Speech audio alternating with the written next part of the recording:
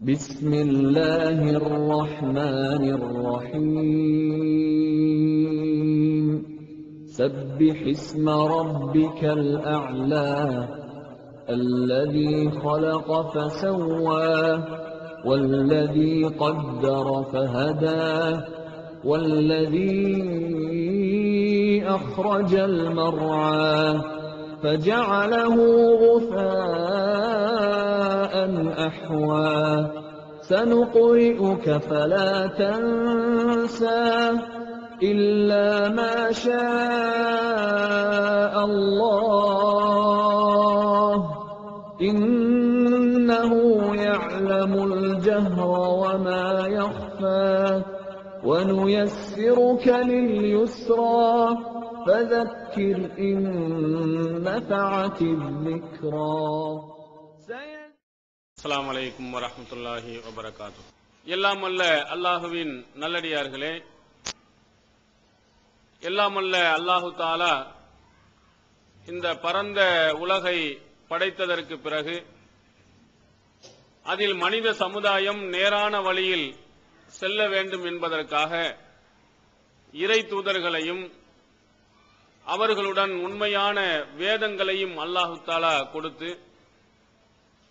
அந்த இறை வேதங்களின் அடிப்படையிலேயும் அவன் அனுப்பிய தூதர்களினுடைய வழிமுறைகள் அடிப்படையிலேயும் தங்களுடைய வாழ்க்கையை அமைத்துக் கொள்ளுமாறு அல்லாஹு தஆலா இந்த மனித சமுதாயத்திற்கு கட்டளையிட்டு இருக்கிறார். அந்த இறைவனுடைய அந்த அற்புதமான வழிகாட்டியாக உள்ள திருமறை குர்ஆனுடைய சட்டங்களும் அதற்கு விளக்க உரையாக வந்த இறை தூதர்களுடைய சட்டங்களும் எவ்வளவு மேலானதாக உயர்ந்ததாக இருந்தாலும் இந்த மேலான இஸ்லாமிய மார்க்கத்தினுடைய சட்டங்களை இறை தூதர்களுடைய வழிகாட்டுதல்களை முறியடிக்கும் வண்ணமாக அந்த கொள்கையை மக்களிடத்திலிருந்து அப்புறப்படுத்தும் வண்ணமாக இவ்வுலகத்தில் ஷைத்தானுடைய சூழ்ச்சிகளும் அவனுடைய தவறான கொள்கைகளும் மனிதர்களுடைய உள்ளங்களில் அவ்வப்போது விதைக்கப்படும் என்பதை திருமறை குர்ஆனுடைய நபிமார்களுடைய வரலாறுகளின் மூலமாக அல்லாஹ் நமக்கு உணர்த்தியிருக்கிறார். இவ்வளவு சிறந்த இஸ்லாத்தினுடைய சட்டதிட்டங்களை ஏற்காமல் ஓரிரை கொள்கையை புறக்கணித்து மறுத்து அந்த கொள்கையை ஓரிரை கொள்கை இல்லாமல் மற்ற கொள்கைகளை நிலைநிறுத்தக்கூடியவர்களாகவும் படைத்த இறைவனையே மறுக்கக்கூடியவர்களாகவும் படைப்பினங்களுக்கு முக்கியத்துவம் கொடுக்கக்கூடியவர்களாகவும் மனிதர்கள் இருந்து வருவார்கள். அதே நேரத்தில் இந்த அசத்திய கொள்கை சில நேரங்களில் எவ்வளவோ மிக வேகமாக வளர்ந்து வருவதை போன்று மிகப்பெரிய ஒரு வளர்ச்சியை கண்டதை போன்று இருந்தாலும் இறுதி கட்டத்தில் இந்த உண்மையான சத்திய கொள்கைதான் வெற்றி பெறும் என்பதை அல்லாஹு தஆலா திருமறை குர்ஆனில் மிக தெளிவாக நமக்கு சொல்லியிருக்கிறார். எவ்வளவு அதிகமாக வளர்ந்து போகும்? இதற்கு உதாரணமாக நபிகள் பெருமானார் ஸல்லல்லாஹு அலைஹி வஸல்லம் உடைய காலங்களில் நடந்த சம்பவங்கள், அவர்கள் இறை தூதராக வரும் பொழுது இருந்த நிலைமைகளை நீங்கள் பார்த்தீர்களானால் இந்த அசத்திய கொள்கை எங்கெல்லாம் போய் வளர்ந்து எங்கெல்லாம் வளர்ச்சி கண்டிருக்கிறது என்பதை நீங்கள் விளங்கலாம். இந்த உலகத்திலேயே அல்லாஹ் ஒருவனை மட்டும் வணங்குவதற்காக கட்டப்பட்ட ஆலயம் உங்களுக்கு தெரியும், காபத்துல்லா. இந்த காபத்துல்லா என்ற ஆலயம் முதலாவதாக கட்டப்பட்டு ஓரிரை கொள்கை அங்கே எடுத்துரைக்கப்பட்டு படைத்த இறைவனை மட்டும் வணங்கப்பட்டு வந்ததற்கு பிறகு நபி இப்ராஹிம் அலைஹிஸ்ஸலாம் அவர்களுடைய காலங்களில் சிதிலடைந்து போன அந்த கட்டடங்கள் புனர்நிர்மாணம் செய்யப்பட்டு புதுப்பிக்கப்பட்டு அல்லாஹ் ஒருவனை மட்டும் வணங்க வேண்டும் என்ற கொள்கை ஆழமாக அங்கே விதைக்கப்பட்டது. ஆனால் நிலைமை என்ன? அல்லாஹ்வின் தூதர் அவர்கள் இறை தூதராக வந்தபோது இணை வைப்பு கொள்கை எங்கெல்லாம் புகுந்து புகுந்து போய் வந்ததென்றால் காபத்துல்லாவினுடைய அந்த ஓரிரை கொள்கையினுடைய ஆலயத்திற்கு உள்ளேயும் போய்விட்டது. இணை வைப்பு 1, 2, 3 என்பதல்ல, 360 சிலைகள் அந்த பள்ளியாசலுக்கு உள்ளே போயிருச்சு. இங்க ஒரு சிலைகள் உள்ளே வந்து விட்டால் நம்முடைய உள்ளங்கள் எப்படி கொதிப்படைந்து போய்விடும். ஒரு சிலை வணக்க வழிபாடு வந்து விட்டால் அங்கே எவ்வளவு பெரிய பிரச்சனைகள் வெடித்துவிடும். இன்று தமிழகத்திலே பாபர் மசூதியிலே அங்கே சிலைகளை 3 சிலைகள் வைத்ததின் காரணத்தினால் இன்று வரையிலேயும் மிகப்பெரிய ஒரு கொந்தளிப்பான ஒரு சூழ்நிலையை நாம் இன்று பார்த்துக் கொண்டு வருகிறோம். ஆனா அங்க பாருங்கள் 360 சிலைகள் உள்ள போயிருக்கிறது. அப்ப அசத்திய கொள்கை என்ன செய்கிறது என்றால் கொஞ்சம் கொஞ்சமாக உள்ளே போய் இவ்வளவு பெரிய அளவுக்கு வளர்ந்திருக்கிறதா என்று நீங்கள் எண்ணும் அளவிற்கு மிகப்பெரிய வளர்ச்சி அடைந்தாலும் மேலேந்து ஒரே அடியாக கீழே விழும் பொழுது சுக்கு நூறாக ஒன்றும் இல்லாமல் அது மறைந்து போய்விடும். கீழேந்து ஒரு படி, 1 மாடி, 2 மாடி, 3 மாடி, 4 மாடின்னு போய் ஒரு மாடியில இருந்து கீழே விழுந்தா சின்ன காயம் தான் ஏற்படும். ஒரு 14 மாடி, 50 மாடி, 100 மாடி என்று போய்கொண்டு அங்கேருந்து தள்ளினால் ஒன்றும் இல்லாமல் போகும். அது மாதிரி இந்த அசத்திய கொள்கை சில நேரத்தில் ரொம்ப வீரியமாக போய் அங்கே இருக்கும் போது அல்லாஹ்தாலா ஒரே அடியாக தள்ளிவிடும் பொழுது சுக்குநூறாக போய்விடுகிறது. இது வரலாறுகள் நமக்கு காட்டக்கூடிய படிப்பினை. ஒவ்வொரு இறை தூதர்களும் எடுத்து சொன்ன அந்த கொள்கைக்கு எதிராக எவ்வளவு பெரிய பயங்கரமான எதிர்ப்புகள், மிகப்பெரிய சூழ்ச்சிகள் எல்லாம் செய்யப்பட்டாலும் இறுதியிலே வெற்றியடைய போகின்ற போது இந்த சத்திய கொள்கைதான், இந்த அல்லாஹ் சொன்ன கொள்கைதான், இந்த நபியினுடைய காட்டிய வழிமுறைதான் என்பதை நிறைய இடங்களில் அல்லாஹ் சொல்கிறார். அவர்களுடைய அந்த எதிர்ப்புகள் எல்லாம் எப்படி எல்லாம் வந்திருக்கிறது? ஒன்று மிரட்டல்களின் மூலமாக வந்திருக்கிறது. இன்னும் சில விஷயங்கள் அவருடைய உளப்பூர்வமான பிரச்சனைகளை தொட்டு இந்த அசத்தியம் நிலைநாட்டப்பட்டிருக்கிறது. இன்னும் கொஞ்சம் கூடுதலாக போனா வாத திறமைகளை கொண்டு நிலைநாட்ட முயற்சியும் செய்திருக்கிறார்கள். இப்படி பல வகைகளில் இந்த சத்திய கொள்கையை அமுக்குவதற்காக என்னென்ன வகைகளில் எல்லாம் நம்ம முயற்சி செய்ய முடியுமோ அத்தனை முயற்சிகளையும் செய்தார்கள். ஆனால் கடைசியில் என்ன ஆனது? சத்தியம்தான் வென்றிருக்கிறது. மக்கரு மக்கரல்லா வல்லாஹு ஹைருல் மாக்கிரீன். அவர்களும் சூழ்ச்சி செய்தார்கள். இந்த சத்தியம் வளரக்கூடாதுங்கிறதுக்கு அவனும் செஞ்சான், அல்லாவும் செய்தான். ஆனால் சூழ்ச்சி செய்வதில், இந்த இவர்களுடைய சூழ்ச்சியை முறியடிப்பதில் அல்லாஹுவே மிகப்பெரியவன், மிக சிறந்தவன் என்று அல்லாஹ் சொல்வதை ஆங்காங்க நிரூபித்திருக்கிறார். ஒரு சில உதாரணங்களை உங்களுக்கு சொல்கிறேன். நபி இப்ராஹிம் அலைஹிஸ்ஸலாம், இந்த இப்ராஹிம் அலைஹிஸ்ஸலாம் அவர்களுடைய வரலாறு உங்களுக்கு நன்றாக தெரியும். அவர்கள் எடுத்து வைத்த வாதங்கள், அவர்கள் ஆணித்தரமாக எடுத்து சொன்ன கேள்விகள், அவங்களால பதில் சொல்ல முடியல. கேட்கிற கேள்விகளுக்கெல்லாம் வாயடைத்து போனார்கள். அறிவுபூர்வமாக அன்றைய காலத்திலே ஆயிரக்கணக்கான ஆண்டுகளுக்கு முன்னால் வந்த இப்ராஹிம் நபி ஒரு பகுத்தறிவின் தந்தை என்று நாம் சொல்லலாம். அவர்கள் எடுத்து வைத்த வாதங்களுக்கு மனிதன் எதனால் சிறப்பிக்கப்பட்டானோ, எதனால் மற்ற உயிரினங்களை விட சிறந்தவனாக ஆனானோ அதை நிரூபிக்கும் வண்ணமாக அழகாக சொன்னவர்கள்.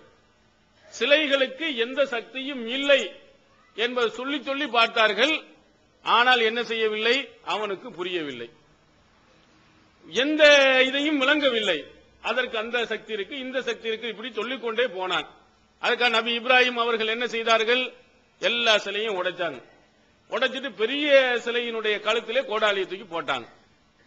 மக்கள் எல்லாம் வெளியே போயிட்டு வந்தவொன்னா, என்னடா எல்லா சிலையிலும் நொறுங்கி போய் கிடக்கிறதே, என்ன, யார் செய்தது அப்படின்னு கேட்கும் பொழுது அங்கே சொல்லுகிறார்கள், இப்ராஹிம் ஒரு ஆள் சொல்றார், இதுக்கு ஃபத்தன் யுகால் லஹும் இப்ராஹிம், ஒரு இளைஞர் இருக்கிறாரு, அவர் இப்ராஹிம் சொல்லப்படும், அந்த ஆளு தான் செஞ்ச மாதிரி இருக்கு, இந்த ஆளு தான் இந்த மாதிரி குழப்பம் பண்ணிக்கிட்டு இருக்கிறாரு, கூட்டிட்டு வா அவன் அப்படின்னு வந்து இப்ராஹிம் நபி அழைக்கிறார்கள்.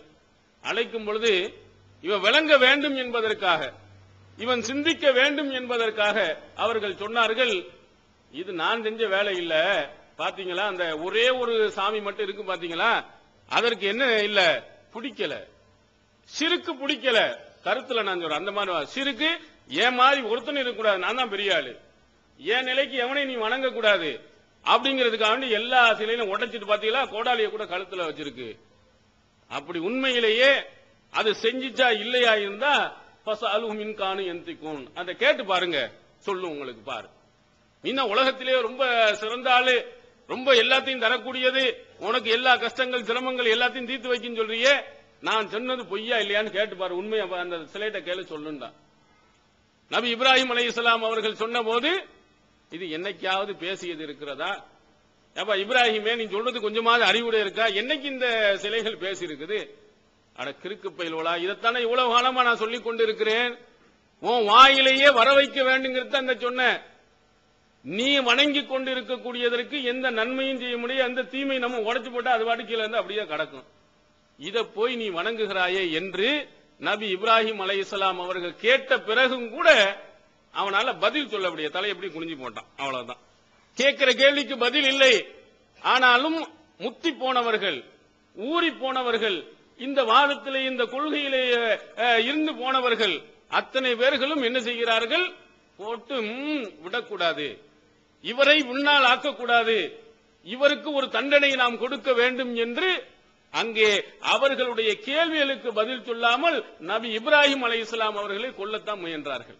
இன்று நீங்கள் பார்க்கலாம், சத்திய கொள்கையில் உள்ளவர்கள் நம்ம எடுத்து காட்டக்கூடிய ஆதாரங்கள், நாம் எடுத்து சொல்லக்கூடிய செய்திகள், இதையெல்லாம் நாம் தொழுகிறோம் என்று சொன்னால் தொழுகையினுடைய முறை தக்பீரில் இருந்து தஸ்லீம் வரை, அல்லாஹு அக்பரில் இருந்து சலாம் சொல்ற வரையிலையும் அல்லாஹ்வின் தூதர் அவர்கள் சொன்னதுக்கு இந்த ஆதாரம் புகாரியில் இருக்கிறது, முஸ்லிமில் இருக்கிறது, அபுதாவுதில் இருக்கிறது, திருமதியில் இருக்கிறது, நசையில் இருக்கிறது, அகமதில் இருக்கிறது அப்படின்னு நாம் போட்டு நம்பர்களை போட்டு அரபி மூலங்கள் எல்லாத்தையும் போட்டு இந்த இருக்கு ஹதீஸ். நீ செய்யறது கொண்டு வந்து காட்டு. எங்களை சொல்றியே நீ வரலாசைக்க கூடாது, குழப்பத்தை ஏற்படுத்தக்கூடிய இந்த இருக்கு நசையில எடுத்து பாரு, அகமதுல எடுத்து பாரு, தாரமியில எடுத்து பாரு, இந்த இருக்கு அரபி மூல சொல் இருக்கு, எடுத்து நீ பாரு. அல்லாஹ்வின் தூதர் அவர்கள் விரலை அசைத்து தொழுது இருக்கிறார்கள் என்று சொன்னால் அதற்கு பதில் சொல்ல மாட்டான். அதற்கு எந்த பதிலும் இல்லை. நீ சொல்லிய அஷஹது அல்லா இலான்னு தூக்கிட்டு கீழே வடக்கும் கீழே போறிய, அல்லாஹ்வின் தூதர் அவர்கள் உயர்த்திட்டு கீழே போட்டாங்க அப்படிங்கிறதுக்கு ஒரு லைவான ஒரு இட்டுக்கட்டப்பட ஒரு ஹதீஸையாவது காட்டும் பார்ப்போம். ஒண்ணும் கிடையாது. இதுக்கு பதில் சொல்வார்களா? சொல்ல மாட்டார்கள். குழப்பவாதிகள் இவ்வளவு காலம் வந்ததை பிரிப்பதற்காக வந்து விட்டார்கள், அதை செய்து விட்டார்கள், அடிக்கத்தான் வருவான். பதில் அவனுக்கு பதில் சொல்ல முடியாது. அதெல்லாம் பின்னாடி வைப்போம், பேசாத நீ எதுக்கு இங்க வந்து சொல்ற, நீ எதுக்கு புதுசை நீ கொண்டு வர, இப்படி கேள்வி கேட்பார்கள் தவிர பதில் சொல்ல மாட்டாரு. இப்ராஹிம் நபி அவர்கள் அப்படி சொன்ன போது இப்படித்தான் என்ன செய்தார்? மிகப்பெரிய ஒரு தாக்குதலை ஏற்படுத்தினார்கள். போய் நெருப்புல தூக்கி போடு அல்லது அவர்களை கொலை செய்கின்ற அளவுக்கு மிகப்பெரிய ஒரு பிரச்சனையை உருவாக்கினார்கள். நெருப்புல தூக்கியும் போட்டார்கள். ஆனாலும் அல்லாஹ்வுடைய மாபெரும் ஒரு உதவியின் காரணத்தினால் அல்லாஹ் யானாரு கூனி பர்தம் சலாமா அலா இப்ராஹிம், இப்ராஹிமுக்கு நீர் குளிர்ந்த ரொம்ப குளிர்ச்சியான ஒன்றாக மாறிவிடு என்று அல்லாஹ் தஆலா சொன்ன இடத்தில் அந்த நெருப்பு குண்டமே குளிராக மாறியது. இது ஒரு வகையில் இவர்களுடைய கடும் எதிர்ப்பு. இன்னொரு இடத்துல ஒரு மன்னன் இருந்தான். அவன் மன்னர்கிட்ட போனான்னு அவன் பெரிய அறிவாளின்ற மாதிரி காட்டிக் கொள்வது. மன்னராக இருக்கக்கூடியவர்கள், அதிகாரத்தில் இருப்பவர்கள், படித்தவர்கள், இவர்கள்லாம் தான் ஒன்று மிகப்பெரிய ஆண்டு, படைத்த இறைவனுக்கு முன்னால் நாமெல்லாம் அடிமை என்பதை விளங்காமல் என்ன வேணாலும் என்ன செய்வேன், எப்படி வேணாலும் பதில் சொல்லுவேன், எல்லாத்துக்கும் என்கிட்ட ஆதாரம் இருக்கிறது, நீ என்ன கேள்வி வேண்டாலும் கேளு அப்படிங்கிற மாதிரி பேசியவன். அப்போ நபி இப்ராஹிம் அலைஹிஸ்ஸலாம் அவர்கள்ட்ட போய் உன்னுடைய இறைவன் யாரு? யுஹ்யி வ யுமீத், என்னுடைய இறைவன் யாருன்னா உயிர்ப்பிக்கக்கூடியவன், அதே போன்று மரணிக்க செய்யக்கூடியவன். என்னுடைய இறைவன் யாரையும் உயிர் கொடுப்பான், யாருக்கும் உயிர் எடுப்பான். அப்ப அவன் என்ன சொன்னானா, உயிர் கொடுப்பான் உயிர் எடுப்பானா, என்னால செய்ய முடியாதா அப்படின்னு சொல்லிட்டு அவன் ஒரு விஷயத்தை செய்து காட்டானா. ஒரு மரண தண்டனை ஒரு கைதியை கொண்டு வந்து, இந்த உனக்கு மரண தண்டனை தானே, விடுதலை, இன்னும் உயிரோட இருந்துக்க. இன்னொருத்தன் என்ன செய்ய, நல்லவனா இருக்கானா, கூப்பிட்டு அவனை வெட்டு. பாத்தியா, நானும் உயிரை கொடுக்கிறேன், நானும் ஒருத்தனை வந்து மரணிக்க செய்யறேன். எப்படி, உன்னுடைய இறைவன் எப்படி, என்னுடைய இறைவன் எப்படி, நானும் அதே தான் அப்படின்ன. இந்த மாதிரி ஆட்களுக்கு எடக்கு மடக்காக பேச, அவர் நபி இப்ராஹிம் அலைஹிஸ்ஸலாம் சொன்ன இந்த கருத்திலேயே சொன்னாங்க, ஒண்ணுமே இல்லாதவன அல்லாஹ் உயிர்ப்பிப்பான், சும்மா இருக்கவன் எதுவுமே இல்லாமல் மரணிக்க செய்வான். இவன் தெரிஞ்சுக்கிட்ட எடக்கு மடக்கா பேசக்கூடியவனுங்கிறதுக்காக வேண்டி, ஓஹோ நீ அந்த ரூட்ல வர்றியா, எங்களுக்கு பேச தெரியாதா, அல்லாஹ் தஆலா எங்களுக்கு அறிவை கொடுக்கலையா, சொல்லு. அடுத்த ஒரு கேள்வியில அதோட வாயடிச்சு போனான். இன்னல்லாஹ யாத்தி பிஷம்சி மினல் மஸ்ரிகி ஃபாத்தி பிஹா மினல் மக்ரிப், என்னுடைய இறைவன் சூரியனை கிழக்கு பக்கத்தில் இருந்து உதிக்க செய்கிறான், நீனும் கடவுள் தானே, மேற்கு பக்கத்தில் இருந்து உதிக்க வைத்து காட்டலாம், பார்க்கலாம். ஃபபுஹித்தல்லதி கஃபர், எவன் வந்து மறுத்தானோ வாயடைத்து போயிட்டான். ஏன் இறைவன் கிழக்கு பக்கத்தில் உதிக்க வைக்கிறான், நீ மாத்துவ பின்னாடி பார்ப்போம். அதோட வாய் மூடிட்டான். அவனால பதில் சொல்ல முடியவில்லை. இந்த மாதிரி வாதங்களை வைத்துக் கொண்டு ஒரு சிலர்களை ஏமாற்றிக் கொண்டு இருந்தவர்கள் சில நேரங்களில் இந்த மாதிரி ஒரு கேள்விகளை எடுத்து சொன்னவுடன் வாயடைத்து போவார்கள். ஒரு சில அப்பாவி மக்களிடத்திலே பதில்களை போன்று எடுத்துச் சொல்வார்கள். நியாயமாக கரெக்டாக பேசக்கூடியவர்களுக்கு மத்தியில் அவர்களால் பதில் சொல்ல முடியும். இந்த மாதிரி ஆட்கள் அல்லாஹ் நிறைய பேர்களை உருவாக்குவான். ஏகத்துவ கொள்கையில உண்மையான கொள்கையில் இருக்கக்கூடியவர்களுக்கு அல்லாஹ் தஆலா இந்த மாதிரி திறமையான ஆட்களையும் அல்லாஹ் தஆலா கொடுக்கத்தான் செய்வான். இது இறைவனுடைய மிகப்பெரிய ஒரு அருள். இந்த உண்மையான கொள்கையில் உள்ளவர்களுக்கு அல்லாஹ் கொடுக்கக்கூடிய ஒரு அருள் கொடை. இதற்கு முன்னால் வாழ்ந்த பல அறிஞர்களுடைய வாழ்க்கையிலே இந்த மாதிரி செய்தவர்கள் நிறைய பேர்கள் இருக்கிறாங்க. இந்த மாதிரி பதில் சொன்னவர்கள் நிறைய பேர்கள் இருக்கிறாங்க. நீங்க இந்தியாவிலே அமிர்தரஸ் என்ற ஒரு ஊர் இருக்கிறது, பஞ்சாப் மாநிலத்தில் இருக்கிறது. அதுல ஒருவர் இருக்கிறார், சனாவுல்லா அமிர்தசரி என்ற ஒரு கருத்தை சொன்ன உடனே உலமாக்கள் உடனே என்ன செஞ்சார்கள், இவர் காவிர்கள் சொல்லி ஃபத்வா கொடுத்துட்டான். சனாவுல்லா அமிர்தசரிங்கிற ஒரு அறிஞருக்கு இவர் கொடுத்த உடனேயே இவர் அந்த பாதிரியார் என்ன செஞ்சார், சாக்கு போக்கு எங்கேயாவது கிடைக்குமான்னு தேடிக்கிட்டே இருந்தார். ஆளு யாரு எங்க கிடைக்குதுன்னு. உடனே காவிர்கள் சொன்ன உடனே வந்து சொன்னாரு, நான் ஒப்பந்தம் போட்டது ஒரு முஸ்லீம்கிட்ட தான், நீங்கள் என்ன செஞ்சு உங்களை காவிர்னு சொல்லிட்டாங்க, அதனால வாதத்துக்கு வரமாட்டேன் அப்படின்ட்டு. எப்படா சாக்கு போக்குன்னு கிடைச்ச உடனே அவர் ரொம்ப அறிவாளியான விவரமான ஆள். அப்ப அவர் திரும்பி கேட்டாரு, இஸ்லாத்தை பற்றி உங்களுக்கு தெரியுமா? ஓரளவு தெரியும். ஒருவர் இஸ்லாத்துக்கு வருவதற்கு என்ன செய்ய வேண்டும்? ஒரு காபிரா இருக்கிறான், ஒரு இந்துவா இருக்கிறான், மாற்று மதத்தில் இருக்கிறான், இஸ்லாத்துக்கு வரணும் என்ன சொல்ல சொல்லி இருக்கிறது? லா இலாஹ இல்லல்லாஹ் முஹம்மது ரசூலுல்லாஹ்னு சொன்னா உள்ள வந்துடலாம். அப்ப நான் சொல்லுகிறேன், லா இலாஹ இல்லல்லாஹ் முஹம்மது ரசூலுல்லாஹ், நான் இஸ்லாத்துக்கு இப்ப வந்துட்டேனா வா வாதுக்கு அப்படின்ட்டு. அவன் உண்மையா பேசினா அது என்ன இதுன்னு சொன்னா வாதிக்கலாம். அவன் என்ன செய்யறது, எப்படியா நழுவி போக வேளாம் அப்படின்னு நினைக்கின்ற பொழுது அவனுக்கு அதே மாதிரி பதில். இஸ்லாத்துக்கு வர்றது பெரிய விஷயமா? இதுக்கு என்ன போய் 7 கடல்ல போய் குளிச்சுட்டு வரணுமா? 7000 பாத்தியா ஓதி தான் உள்ள வரணுமா? லா இலாஹ இல்லல்லாஹ் முஹம்மது ரசூலுல்லாஹ் வந்துட்ட இப்போ வா நீ வாதத்துக்கு, நான் இப்ப முஸ்லீம் தானே அப்படின்னு சொல்லி வந்தாராம். இப்படி பல வரலாறுகள். இந்த தௌஹீது கொள்கையை முறியடிப்பதற்காக வேண்டி நிறைய வார்த்தைகளை வைத்துக் கொண்டு இந்த மாதிரி விஷயங்களை வைத்துக் கொண்டு பின்வாங்குவதையும் இந்த தௌஹீதை இல்லாமல் ஆக்குவதற்கும் நிறைய முயற்சிகளை என்ன செய்திருக்கிறார்கள், அன்றைய காலத்திலே செய்திருக்கிறார்கள். அதுல சில இந்த வார்த்தை விளையாட்டுகள் அறிஞர்கள் நிறைய செய்வாங்க.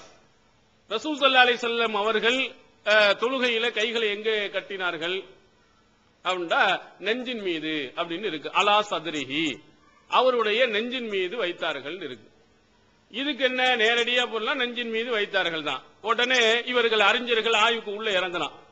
என்ன ஆய்வுக்கு உள்ள இறங்குகிறான், அலா என்ற அந்த இடைச்சொல்லுக்கு என்னென்ன அர்த்தங்கள் எல்லாம் இருக்கிறது அப்படின்னு பாக்குறது. பார்த்துட்டு அதுல ஒரு சொல்லுகிறார் பக்கம், அதாவது அலா நெஞ்சுக்கு பக்கத்தில் என்ற அர்த்தம் இருக்கிறது, எனவே நெஞ்சின் மேல கூட கீழே கட்டணும் அப்படின்னு. இது பாருங்க இந்த இலக்கண புத்தகத்தில் இருக்கு, அந்த இலக்கண புத்தகத்தில் இருக்கு அப்படின்னு அவங்க இலக்கண புத்தகத்தை கொண்டு வந்துட்டா பாமர மக்களுக்கு என்ன தெரியாது, ஓஹோ அப்படியும் ஒண்ணு இருக்குதோ, அப்ப நெஞ்சுக்கு பக்கத்துல வயிற்றுல கட்டிக்கிறோம். ஷாஃபில வயிற்றுல தானே கட்டுறாங்க, நெஞ்சுக்கு பக்கத்துல தானே இருக்கு, அப்ப அப்படி கட்டி கொள்ளலாம் அப்படின்னு சொல்லிட்டு அவர் சொன்னார். உடனே இன்னொரு அறிஞர், ஓஹோ அப்படி ஒண்ணு இருக்கோ, இப்ப ஹதீஸ்ல நெஞ்சில கை வைக்கிறதுக்கு முன்னாடி ஒரு வலது கையை இடது கையில வைக்கணுமே, எப்படி இருக்குது? யமீனு அலஷிமால், வலது கையை இடது கையின் மீது அப்படிங்கிறதுக்கு அலாங்கிறது அர்த்தம் தான் இருக்குது. நீ இப்படி வச்சுக்கிட்டு நெஞ்சில வயிற்றுல தக்பீர் கட்டு, நாங்க அதை ஏற்றுக்கொள்கிறோம் என்று சொன்னார். அலாங்கிறது பக்கம் தானே, வலது கையினுடைய பக்கத்தில் இடது கையை வைத்தார்கள். இப்படி வை அல்லது இப்படி வை, இப்படி வச்சுட்டு இப்படி கட்டு. அலாங்கிறதுக்கு பக்கம் என்ற பொருள் என்று சொன்னால் அதுலயும் நீ பக்கம் என்ற பொருளை நீ வை அப்படின்னு சொன்னா அவனுக்கு பதில் சொல்ல முடியும். ஒரு உண்மையான ஒரு இதை பார்க்க, நம்ம ஒரு கொள்கையில இருக்கிறோங்கிறதுக்காக வேண்டி அதை எப்படி எல்லாம் வளைக்கலாம், எப்படி எல்லாம் நெளிக்கலாம் அப்படிங்கிற மாதிரி சிலர்கள் இந்த தௌஹீதினுடைய வளர்ச்சியை என்ன செய்திருக்கிறார்கள், வளைத்து பார்த்தவர்கள் நிறைய பேர் இருக்கிறாங்க. அதே மாதிரி இந்த அலா என்ற வார்த்தை எப்படி இருக்குன்னு சொன்னா, ஒரு முந்தைய காலத்துல என்ன இல்ல புள்ளிகள் எல்லாம் இல்லை, தகுத்தங்கிறத நீங்க எழுதி பார்த்தீங்கன்னா அலா மாதிரி ஒரு வளையல வரும். தகுத்தங்கிறது தே ஹா தா இப்படி இப்படி கொஞ்சம் இப்படி வளர்ச்சி எழுதி பார்த்தீங்கன்னு சொன்னா ஓரளவு அலா மாதிரி வரும். எழுதியவர்கள் தவறுதலாக என்ன செய்து விட்டார்கள், அலா மாதிரி எழுதிட்டாங்க, அது பிரிண்டிங் ஆயிருச்சு. அது அலா சதுரினா தகுத்த சதுரிஹி, நெஞ்சின் கீழின் தான் நீங்க வச்சுக்கிறணும், இப்படிதான் இருக்கு. இப்படி சிலர்கள் வாதத்தை எடுத்து வைத்தார்கள். இதுக்கு என்ன பதில் நம்ம சொல்லுவோம்? இதுக்கு என்ன ஆதாரம் இருக்கிறது? இது ஏதாவது சான்றுகள் இருக்கா? இவன் சிந்தித்து பார்க்கிறான். தொப்புளை கீழே கொண்டு போகணும், வயிற்றுக்கு கீழே கொண்டு போகணும், என்ன செய்யலாம் என்பதற்காக இவ்வளவு ஆய்வு செய்து தகத்த அலா மாதிரி தெரியுது, இப்படித்தான் இருந்துச்சு சொன்ன. அப்போ நம்ம சொன்னா தகத்த சுர்ரா அப்படின்னு ஒண்ணு இருக்குது. அந்த தகத்த என்பது அலா என்ற எழுத்துக்கு மாற்றமாக தான் தாஹாங்கிற மாதிரி போட்டிருக்கு. இப்படி கேட்டால் நீ என்ன பதில் சொல்வாய்ன்னு கேட்டாலும் அவனால பதில் சொல்ல முடியாது. ஏன் அலாதான் தகுத்த மாதிரி ஏன் இருக்குன்னு சொல்ற? தகுத்த அலா மாதிரி இருக்கிறது என்று உன்னால் சொல்ல முடியாதா? உன்னுடைய செய்திகள் பூரா அப்போ தொப்புளுக்கு மேல் அல்லவா வைக்க வேண்டும், தொப்புளு கீழே என்று நீ சொல்லக்கூடிய தவறாகிவிடுமே என்று கேட்கும் போது பதில் சொல்ல முடியவில்லை. அப்ப இப்படி ஒரு சிலர்கள் என்ன செய்கிறார்கள்? தங்களுடைய வாத திறமையை, அரபி மொழியினுடைய அந்த திறமையை நல்ல விஷயங்களுக்கு பயன்படுத்தாமல் சத்தியத்தை ஒழிப்பதற்காக வேண்டி நிறைய பேர்கள் பயன்படுத்தினார்கள். அது எத்தனை நாளைக்கு இருக்கும்? கெட்டிக்காரன் புழுகு 8 நாள் மட்டும் என்று சொல்வார்கள். ரொம்ப கெட்டிக்காரத்தனமா அப்படியே மொழிகிட்டே வந்தாலும் ஒரு 8 நாளைக்கு தான் நிற்கும், 9 நாள் உடஞ்சு போயிடாது. சத்தியமாக இருந்தால்தான் அது கடைசி காலம் வரையிலையும் நீடித்து போகுமே தவிர, பொய்யை சொல்லிக் கொண்டே இருந்தால் எத்தனை நாளைக்கு சொல்ல முடியும்? 2 நாளைக்கு சொல்லலாம், 3 நாளைக்கு சொல்லலாம். அப்போ இந்த செய்திகள் எல்லா மக்களிடத்திலையும் போகும் பொழுது எங்க இருக்கிறது, எதிலே இருக்கிறது என்று ஆய்வு செய்து பார்த்தார்களே ஆனால் அதனுடைய உண்மையை எடுத்து சொல்லிவிடுவார்கள். அப்ப இந்த மாதிரி ஒரு சிலர்கள் தங்களுடைய அந்த அரபி மொழி வழக்கை வைத்துக் கொண்டு இந்த சத்தியத்தை ஒழிப்பதற்கு முயன்றவர்கள் உண்டு, வாதங்களை வைத்து முயன்றவர்கள் உண்டு. ஆனால் இறுதியிலே யார் ஜெயித்திருக்கிறார் என்று சொன்னால் அவ்வளவு பெரிய பிரச்சனைக்கு மத்தியிலும் ஜெயித்தவர்கள் இந்த உண்மையான கொள்கையில் உள்ளவர்கள் தான் என்பதை நபி இப்ராஹிம் அலைஹிஸ்ஸலாம் அவருடைய வரலாறுல அவர்கள் அடித்த, அவர்கள் செய்த அட்டுழியங்கள் அனைத்திலையும் வெற்றி கண்டு ஓரிரை கொள்கையை ஓங்கு ஒழித்தவராக, இணை வைப்புக்கு எதிராக நின்றவர்களாக, இந்த சமுதாய மக்கள் எல்லாம் இந்த இணை வைப்பு கொள்கைக்கு முன்மாதிரியாக ஏற்றுக்கொள்ளக்கூடியவராக நபி இப்ராஹிம் அலைஹிஸ்ஸலாம் அவர்களை அல்லாஹ் ஆக்கியிருப்பதையும் நாம் பார்க்க முடிகிறது. இதே மாதிரி மூசா அலைஹிஸ்ஸலாம் அவர்களுடைய காலத்தில் ஃபிரௌன் என்ற பெரிய கொடியவன் இருந்தான். அவனும் சில தந்திரங்களை செஞ்சிருக்கிறான். இந்த தௌஹீதை ஒழிப்பதற்காக வேண்டி அவன் செய்தது பயங்கரமான தண்டனை, இதை காட்டி மிரட்டினது.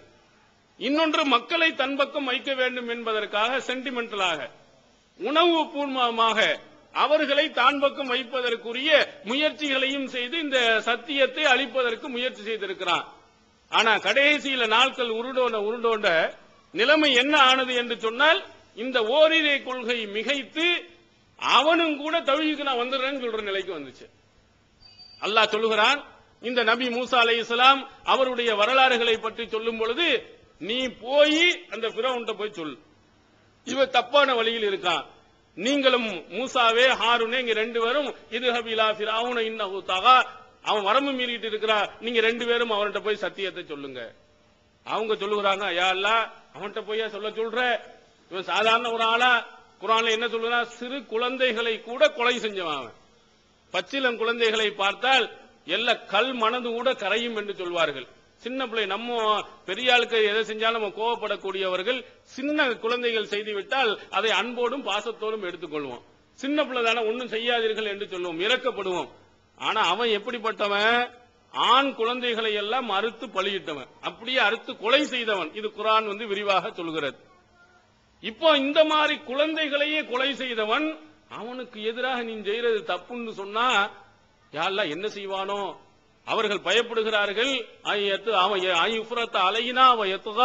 எங்கள் மீது வரம்பு மீறி விடுவானோ, அநியாய அட்டுழியங்கள் செய்து விடுவானோ என்று யா அல்லாஹ் நாங்கள் பயப்படுகிறோம். ரொம்ப டேஞ்சரான ஆள்கிட்ட போய் சொல்றிய, வேற யாராவது இந்த பக்கத்துல சாதாரண ஆட்கள் இருந்தா சொல்லிடலாம், இந்த ஃபிரௌன்ட்ட போய் நீ இப்படி சொல்லுகிறாய் சொல்லும் போது அல்லாஹ் சொல்லுறான், கவலைப்படாதே, நான் உங்களோடு இருக்கிறேன், நீ பயப்படாதே, நாம் உன்னோடு இருக்கிறோம். எவ்வளவு பெரிய ஆளா இருந்தாலும் சரி, வல்லாது இல்லாது வில்லனா இருந்தாலும் சரி, படைத்தவன் நான் எல்லாம் இருக்கிறேன், கவலைப்படாமல் நீ போய் சொல்லுங்க. அப்ப அவன்கிட்ட பயங்கரமான முரட்டுத்தனமான படைகள், அவனுடைய துல் அவுத்தாத் என்று அல்லாஹ் சொல்கிறான், படைகள் உடைய ஃபிரௌன்ட்ட தான் மிகப்பெரிய, அன்றைய காலத்தில் மிகப்பெரிய ஒரு படை இருந்துச்சு. அந்த படையை வைத்துக் கொண்டுதான் இந்த ஃபிரௌன் மிகப்பெரிய ஆட்டங்களை போட்டுக் கொண்டிருந்தான். அந்த ஃபிரௌன்ட்ட போய் சொல்வதற்கு பயப்படக்கூடிய நிலையில், எதை சொன்னாலும் தன்னுடைய உயிரை எடுத்து விடுவானோ என்ற ஒரு பயம், அதையும் மீறி நபி மூசா அலைஹிஸ்ஸலாம் அவர்கள் போய் இந்த சத்தியத்தை சொல்லும் பொழுது மக்கள்கிட்ட ஒரு கருத்தை எடுத்து வைக்கிறான். இவர்கள் 2 பேர் யாரு? இரிதானி. இவர்கள் 2 பேரும் என்ன செய்கிறார்கள் நினைக்கிறாய்? யுஹ்ரிஜாக்கும் மின் அருளிக்கும் பிசிஹ்ரிஹிமா. அவர்கள்ட்ட இருக்கக்கூடிய அந்த சிஹர், அந்த வசீகர தன்மையை வைத்துக் கொண்டு உங்களுடைய ஊரை விட்டும் காலிவன் என்றால் நினைக்கிறாரு. வயது ஹபாபி தரீக்கத்திக்குமுல் முஸ்லா. நீங்க வர பரம்பரையாக வந்து கொண்டிருக்கிறீர்களே, அந்த வழியை விட்டும் உங்களை கெடுக்கிறதுக்கு இந்த ஆள் வந்திருக்கிறான். இவங்களை நீங்க நம்பிராதீங்க. இந்த மூசாவினுடைய கொள்கையை ஏற்றுக்கொள்ளாதீர்கள். நீங்க இந்த மூசா கொள்கை ஏற்றினா உங்க சொந்த மண்ணில இருந்து தூக்கிட்டு போயிருவாங்க ஆளு. நீங்கள் பின்பற்றி வந்திருக்கக்கூடிய அழகான முன்னோர்கள் மூதாதையர்கள் உங்களுடைய கொள்கையெல்லாம் இல்லாம ஆக்கிடுவான் அப்படின்னு ஒரு இதை அழகாப்படுத்தி அங்க சொல்கிறார். அடுத்து சண்டையை மூட்டி விடுகிறான் 2 பேருக்கும். யாருக்கு?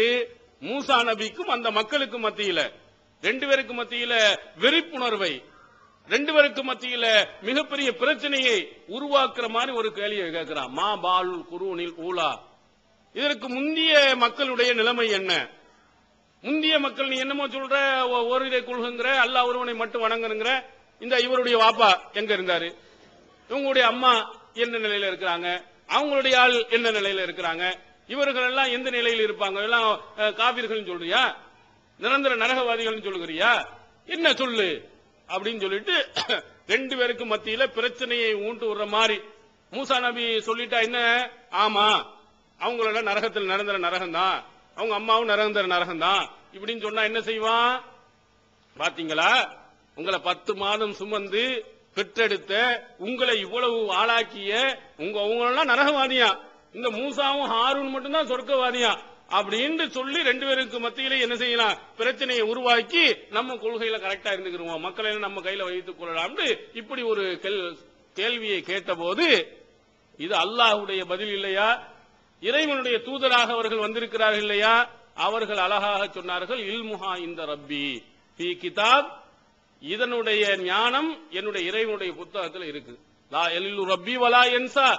என்னுடைய இறைவன் தப்பான தீர்ப்பு வழங்கிட மாட்டான், மறந்துடவும் மாட்டான். அவனுக்கு தெரியும் இவர்கள் நல்லவர்களா கெட்டவர்களா என்பது அவன் தீர்ப்பு வழங்குவான், அவன் மறக்க மாட்டான், எல்லாத்தையும் பார்த்து கொண்டிருக்கிறான் என்று ஒரு அழகான ஒரு பதிலை அந்த சமூகம் நம்மளை பெரிய பிரச்சனைக்கு உண்டாக்காத ஒரு அழகான ஒரு பதிலை சொன்னவுடன் அவனால ஒன்னும் சொல்ல முடியல. இப்படி மாதிரி கேள்விகளை கேட்டு நம்மள்டையும் இந்த மாதிரி நிறைய கேள்வி, மௌலுது ஓதுரை சிறுக்குங்கிற, இவங்க அம்மா அப்பாவெல்லாம் மௌலுது ஓதி இருக்காளே, இணை வைப்பவர்கள், இவர்கள் நரகத்துக்கு போகக்கூடியவர்களா, இவர்கள் நரகவாதிகள் என்று சொல்கிறார்களா, நம்முடைய முன்னோர்களை எல்லாம் நரகவாதிகள் சொல்லிக் கொண்டிருக்கக்கூடிய இந்த ஜமாத்தை நீங்கள் உள்ளே விட போகிறீர்களா என்றெல்லாம் கேள்வி கேட்டு மக்களுக்கு மத்தியில் பிரச்சனையை உருவாக்கியவர்கள் இன்றும் இருக்கிறார்கள். அதே மாதிரி மூசா அலைஹிஸ்ஸலாமும் ஹாரூன் அலைஹிஸ்ஸலாம் அவர்கள் சொன்ன போது இந்த மாதிரி ஒன்றை என்ன செஞ்சா ஏற்படுத்தினா, உணர்வுபூர்வமாக பிரச்சனையை உருவாக்கினா ஒன்னும் சாதிக்க முடியல. அப்ப கடைசியில என்ன பார்த்தான்? எல்லா வலிமை இது என்னையா, உனக்கு என்ன ஆதாரம்? பராகுல் ஆயத்தல் குப்ரா, மிகப்பெரிய சான்றை அவர் எடுத்து காட்டினார். ரசூல் ஸல்லல்லாஹு அலைஹி வஸல்லம், ரசூல் இறை தூதராக இருந்த மூசா அலைஹிஸ்ஸலாம் அவர்கள் அவங்க 2 முக்கியமான அத்தாட்சியை காட்டினாங்க. தன்னுடைய கையை பாக்கெட்ல இருந்து எடுத்தாங்கன்னா பளபளன்னு மின்னும். கைத்தறியை கீழே போட்டார்கள் என்று சொன்னால் அது பாம்பாக மாறும். இது அல்லாஹ் சொல்லுகின்ற போது செய்தால், ஏன்னா எந்த கைத்தறியும் என்ன செய்யாது, பாம்பாக மாறாது. அது கைத்தறியாக தான் இருக்கும். அடிக்கலாம், உதைக்கலாம், பாம்பு வேணா சாகடிக்கலாம், அது பாம்பாக மாறாது. இந்த ஒரு அற்புதத்தை காட்டினவுடன் அவன் பார்க்கிறான், இந்த மாதிரி வேலைகள் செய்த யார் இருக்கிறா?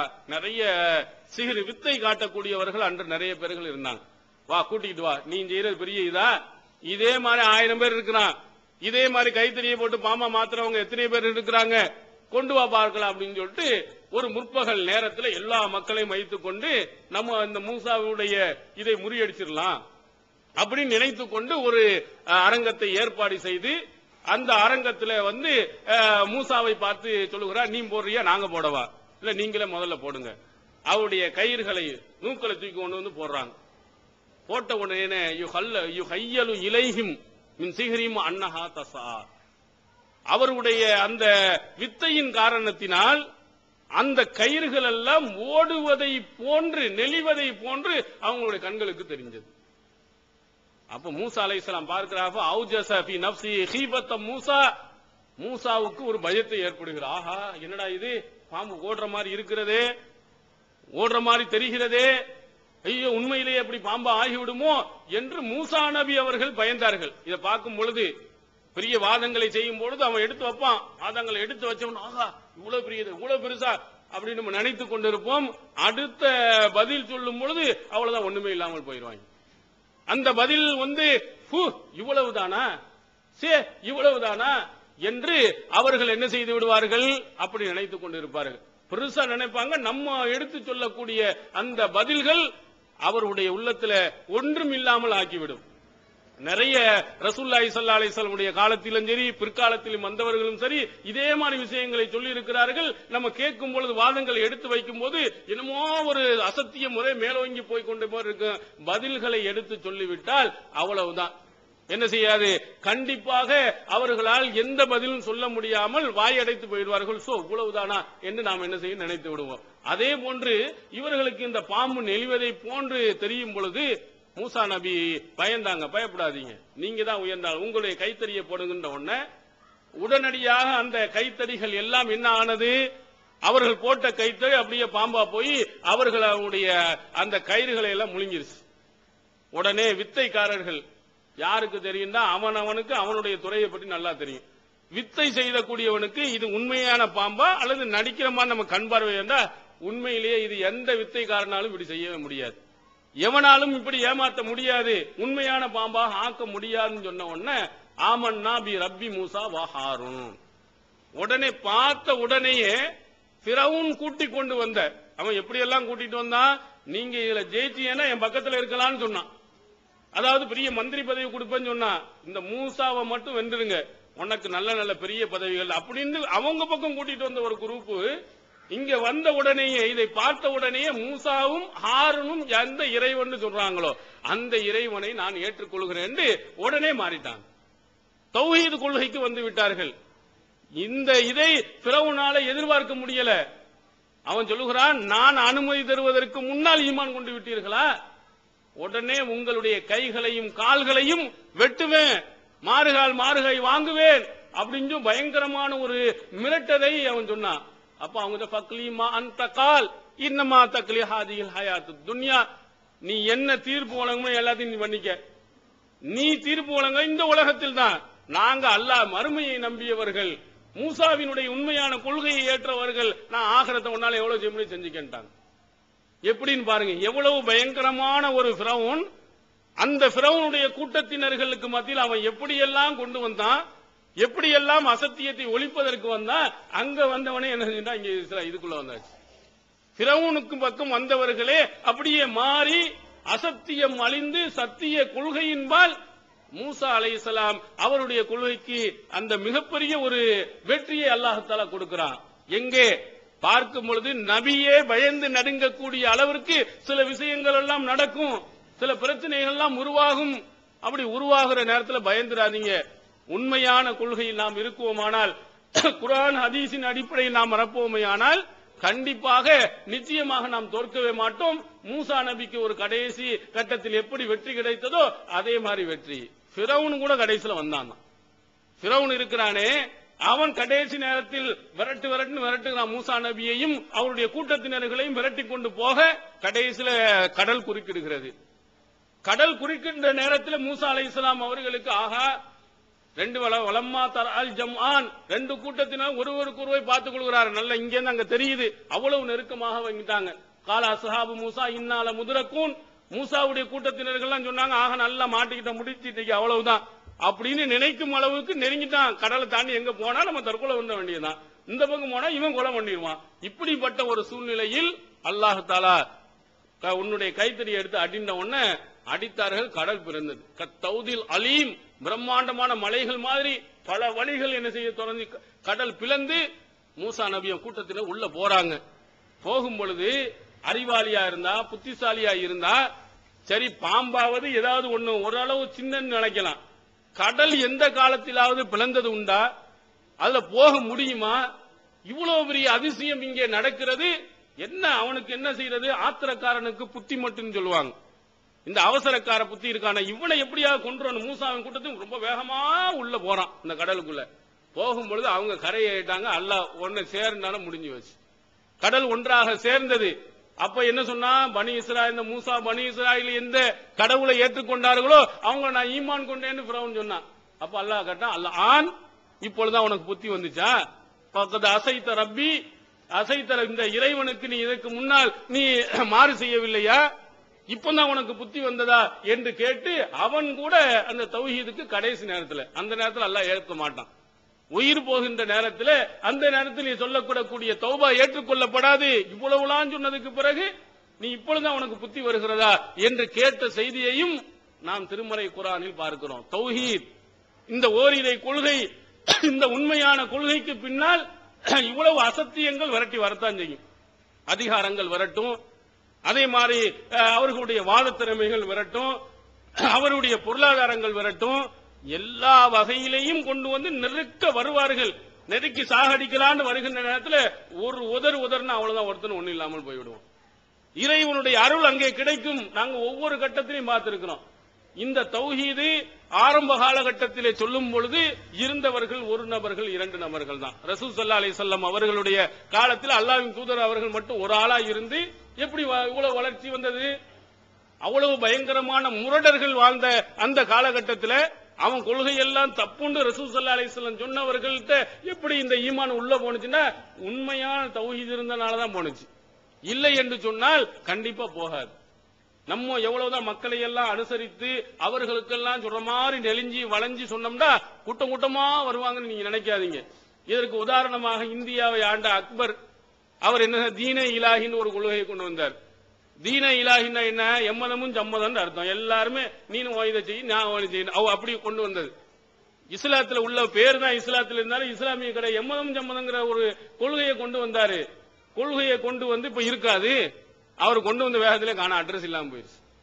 என்ன, யாரையும் முயற்சிக்கிறாத, யார் வேணாலும் எப்படி இருந்துக்க, எல்லாரும் ஒன்னா சேர்ந்து இருந்துக்கிறோம் அப்படின்னு ஒரு கொள்கையை கொண்டு வந்தா அந்த கொள்கை ஒன்னும் உருப்படாம போயிடுச்சு. ஆனால் அல்லாஹ் ஒருவனை மட்டும்தான் வணங்கணும்னு சொல்லி அவ்வளவு பயங்க எல்லா ஊர் மக்களுக்கு எதிர்த்து சொன்ன இந்த இஸ்லாமிய மார்க்கம் கோடான கோடி மக்களுடைய உள்ளங்களில் இன்றும் போய்க் கொண்டே இருக்கிறது. எவ்வளவு பெரிய இடங்கள்ல, எவ்வளவு பெரிய எதிர்ப்புகளுக்கு மத்தியில எல்லார் இடத்திலையும் அன்றைய ரசூல் ஸல்லல்லாஹு அலைஹி வஸல்லம் காலத்திலையும் போனது, இன்றைய காலத்திலையும் யார் RSS சொல்லக்கூடிய, இந்து முன்னணின்னு சொல்லக்கூடிய, பிஜேபின்னு சொல்லக்கூடிய எத்தனை பேர்கள் முஸ்லிம்களுக்கு எதிராக எவ்வளவு பேர்கள் இருந்தாங்களோ அவங்களுடைய குடும்பத்தில் இருந்தெல்லாம் நிறைய பேர்கள் இங்க வந்திருக்கிறாங்க. உங்களுக்கு தெரியும், அங்க சென்னையில ஐயம்பேட்டை என்ற தஞ்சை மாவட்டத்தில் ஐயம்பேட்டை பக்கத்துல இருக்கக்கூடிய ஒரு ஊர்ல இருந்து 4 பேர்கள் தௌஹீதுக்கு இஸ்லாத்துக்கு வந்தாங்க. 4 பெண்கள். அது 4 பெண்கள். அவங்களுடைய மாமா யாருன்னா பிஜேபியினுடைய மிக முக்கியமானது அந்த ஊர்ல. அவருக்கு பயங்கர எதிர்ப்பு, பயங்கரமான இன்று வரையிலும் கடு எதிர்ப்பு. அவங்களோட அந்த பெண்மணி 4 பேரும் தௌஹீதுல உறுதியா இருப்போம், என்ன இருந்தாலும் நடக்க மாட்டோம். தமிழ்நாட்டினுடைய சென்னையினுடைய உயர் நீதிமன்றத்தில் கொண்டு போய் அவங்கள தாக்கல் பண்ணாங்க. கொண்டு வந்து நிறுத்தினாங்க. கேட்டார் நீதிபதி, என்னன்னா நாங்க விரும்பித்தான் வருகிறோம், அதுலதான் நாங்க இருப்போம்னா அவங்க விருப்படி இருக்கலாம்னு தீர்ப்பு கொடுத்தாச்சு. தீர்ப்பு கொடுத்ததுக்கு பிறகு இன்று வரையிலும் அவர்கள் தௌஹீதுல தான் இருக்கிறாங்க.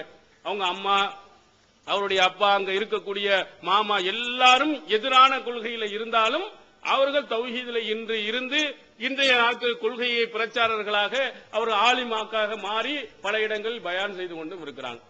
எப்படி, எந்த பகுதியில இருந்து எவ்வளவு சிறுக்கிலே ஊறி போய் இஸ்லாத்தையே அழிக்க வேண்டும் என்ற குடும்பத்தில் பிறந்தவர்கள் பார்த்தோம்னா இங்கிட்டு சரசரன்னு வர்றாங்க. தௌஹீதுனுடைய அந்த வலிமை அல்லாஹ்வுடைய உதவி இருக்கிறனால தான், மனிதனுடைய உதவி அல்ல, இறைவனுடைய உதவி இருப்பதன் காரணத்தினால்தான் இன்று எல்லா இடத்திலையும் பரவி வந்துகிட்டே இருக்கு. தமிழகத்தில் எல்லாம் ஒரு காலத்தில் இந்த தௌஹீத் என்பது இல்லாத காலகட்டத்தில் மிகப்பெரிய போராட்டங்களுக்கு மத்தியில் வந்து இன்று எவ்வளவோ இடங்களில் இந்த தௌஹீதே இல்லாத ஒரு ஊர் இல்லை என்ற அளவுக்கு வளர்ந்து இருக்கிறது. 1980 துவக்கத்தில் நீங்கள் எடுத்து பாருங்கள், சிறுக்கு அவ்வளவு பயங்கரமாக தலைவிரித்து ஆடிய கட்டத்தில், அந்த நேரத்தில் மதுஹபை எல்லாம் பேச முடியாது. சிறுக்குன்னா மெதுவா கொஞ்சம் கொஞ்சம் சொன்னது.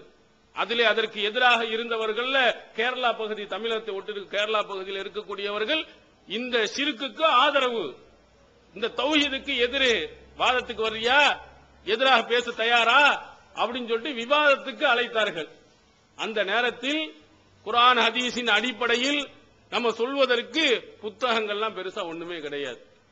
நிறைய புத்தகம் இன்று லட்சக்கணக்கான புத்தகங்கள் இருக்கிறது, கம்ப்யூட்டர் சீடிகள் இருக்கிறது, எல்லாம் பார்க்கலாம் நிறைய கொடுத்திருந்தோம். ஆரம்ப காலத்துல அதுல நமக்கு இருந்தது பெரிய ஒண்ணு இல்ல. இந்த அல்பானி எழுதின அத்தவசுல் அன்வாவுகான்னு ஒரு புத்தகம் தான் இருந்தது, ஒரு சின்ன ஒரு ரிசாலா தான். இந்த வசீலாவை வச்சு என்ன செய்யலாம், பெரியார்கள்ட்ட கேட்கலாம், முன்னோர்கள்ட்ட கேட்கலாம், மூதாதையர்கள்ட்ட கேட்கலாம் அப்படின்னு அந்த ஒரு புத்தகம் குர்ஆனும் தான் இருந்தது. சாதாரண புகாரி முஸ்லிம்னு சில புத்தகங்கள் இருந்தது.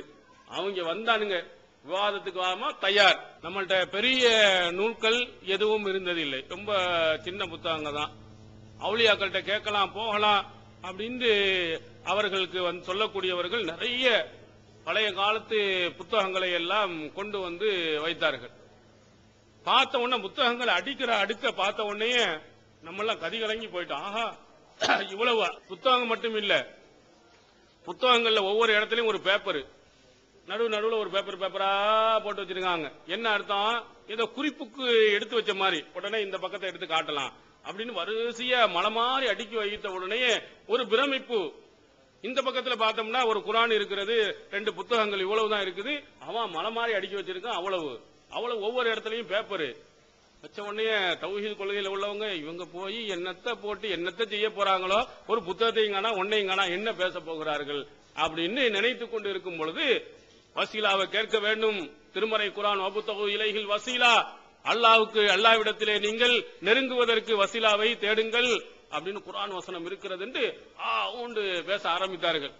பேச ஆரம்பித்த உடனே அங்கிருந்து நம்ம வட்டாரத்தில் கேள்வியை கேட்டா, ஒரு கேள்வியிலேயே அதோட விழுந்துட்டான். அதுக்கு மேல பேசவே முடியல. என்ன கேள்வியை கேட்டார்கள், யாய்கல்லதீன ஆமனு, ஈமான் கொண்டவர்களே என்று அழைத்து வபுத்தகு இலைஹில் வசீலா, நீங்கள் என்ன செய்யணும், வசீலாவை தேடிக்கொள்ளுங்கள் அப்படின்னு சொல்லித்தானே என்ன செய்து இருக்குது. இதை ஈமான் கொண்டவர்களேன்னு குர்ஆன் வசனம் அழைக்கிறது. இதில் முதலாவதாக ஈமான் கொண்ட உண்மையான ஈமான் உள்ளவர் யாரு? அல்லாஹ்வின் தூதர் அவர்கள் தானே. நபிகள் பெருமானார் ஸல்லல்லாஹு அலைஹி வஸல்லம் முதல் ஈமான் உள்ளவர்கள், இறை நம்பிக்கையாளர்கள். அவர்கள் யாரை கொண்டு வசீலா தேடினார்கள் அதை சொல்லு. ஈமான் கொண்டவர்கள் அத்தனை பேர்களும் வசீலா தேட சொல்கிறது. ரசூலுல்லாஹி ஸல்லல்லாஹு அலைஹி வஸல்லம் அவர்கள் யாரை கொண்டு வசீலா தேடினார்கள்?